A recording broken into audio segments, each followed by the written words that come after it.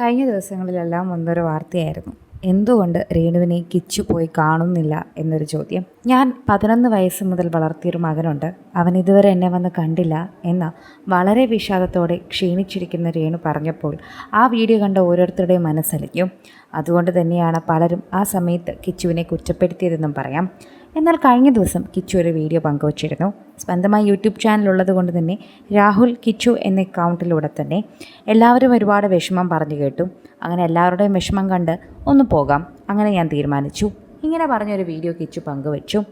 എന്താണ് ഈ വീഡിയോയുടെ പിന്നാമ്പുറമെന്നോ ഇത് കഴിഞ്ഞിട്ട് എന്താണ് സംഭവിച്ചതെന്നോ ഒന്നും അറിയില്ല. പക്ഷേ രേണു ഇപ്പോൾ ഇതിനെക്കുറിച്ചുള്ള മറുപടിയും നൽകിയിട്ടുണ്ട്. ആരെങ്കിലും പറഞ്ഞ് നിനക്ക് വരേണ്ട കാര്യമില്ല, നിനക്കായി തോന്നി മാത്രം നീ വന്നാൽ മതി. ആർക്കെങ്കിലും സങ്കടമുണ്ടെങ്കിൽ അവർ വേണമെങ്കിൽ വന്നോട്ടെ. അങ്ങനെ വിമർശനങ്ങൾ കേട്ട് നീ വരണ്ട. നിനക്ക് തോന്നണം, നിനക്ക് കാണണം എന്നൊക്കെ തോന്നുമ്പോൾ മാത്രം നീ വന്നാൽ മതി. ഇതാണ് രേണുവിൻ്റെ മറുപടി. രേണു ഇങ്ങനെ മറുപടി കുറിച്ചതോടെ തന്നെ പ്രേക്ഷകരെല്ലാവരും രേണുവിനെക്കുറിച്ച് തന്നെ സംസാരിക്കാൻ തുടങ്ങി. സത്യമാണ്, കിച്ചുവിൻ്റെ വീഡിയോ കണ്ടപ്പോൾ ഞങ്ങൾക്കും തോന്നി ചിലപ്പോൾ വേറെന്തെങ്കിലും ആയിരിക്കാം കിച്ചു ഉദ്ദേശിക്കുന്നത്. കിച്ചു ഇതുവരെ രേണുവിനെ കാണാൻ പോയിട്ടില്ല. അതുകൊണ്ട് തന്നെ എല്ലാവരും ആ ഒരു വാർത്തയെക്കുറിച്ച് ചോദിക്കുകയും ചെയ്യുന്നു. പലരും കിച്ചുവിനെ പിന്തുണയ്ക്കുന്നുണ്ട്, എന്നാൽ ഭൂരിഭാഗം പേരും രേണുവിനെ തന്നെയാണ് പിന്തുണയ്ക്കുന്നത്. ആർക്കും ഇങ്ങനെ ഒരു അസുഖം വരരുത് എന്നാണ് നമ്മൾ പ്രാർത്ഥിക്കാറുള്ളത്. ശത്രുക്കൾക്ക് പോലും ഇങ്ങനെ ഒന്നും വരരുത്. അത് മനുഷ്യനെ കാർന്നു തിന്നുന്നൊരു അസുഖമാണ്. അതവൻ ചെറുതല്ലേ, അവൻ ഒരുപാട് അനുഭവിച്ചിട്ടുണ്ടാകും. ഒരു പക്ഷേ അതിൻ്റെ ഒരു രീതിയിലായിരിക്കാം അവനിതൊക്കെ പറയുന്നത്.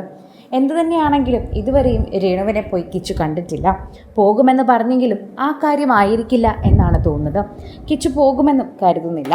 എല്ലാവരും ഇപ്പോൾ അതുകൊണ്ട് തന്നെ ചിന്തിച്ചിരിക്കുകയാണ്.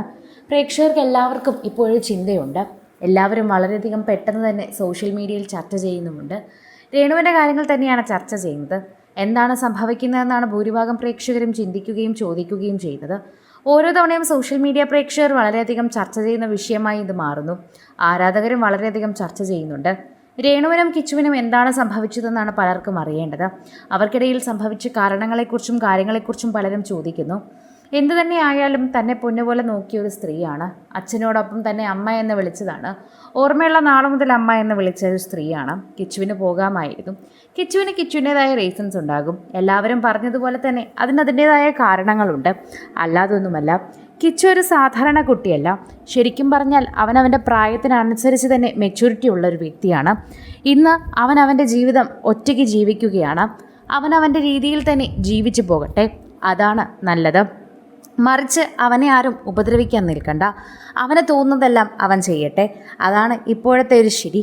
അതുപോലെ തന്നെ മുന്നോട്ട് പോകട്ടെ എന്ന് ഞങ്ങളും ആഗ്രഹിക്കുന്നു. പക്ഷെ എന്താണ് സംഭവിച്ചതെന്ന് അവൻ വന്ന് തുറന്നു പറഞ്ഞാൽ തീരുന്നതേ ഉള്ളൂ ഞങ്ങളുടെ എല്ലാവരുടെയും പ്രശ്നങ്ങളെന്ന് പ്രേക്ഷകരും പറയുന്നു. കൂടുതൽ സിനിമ, സീരിയൽ, ചാനൽ വാർത്തകൾക്കും നിങ്ങളുടെ പ്രിയപ്പെട്ട താരങ്ങളുടെ എക്സ്ക്ലൂസീവ് അഭിമുഖങ്ങൾക്കുമായി സബ്സ്ക്രൈബ് ചെയ്യാൻ മറക്കല്ലേ.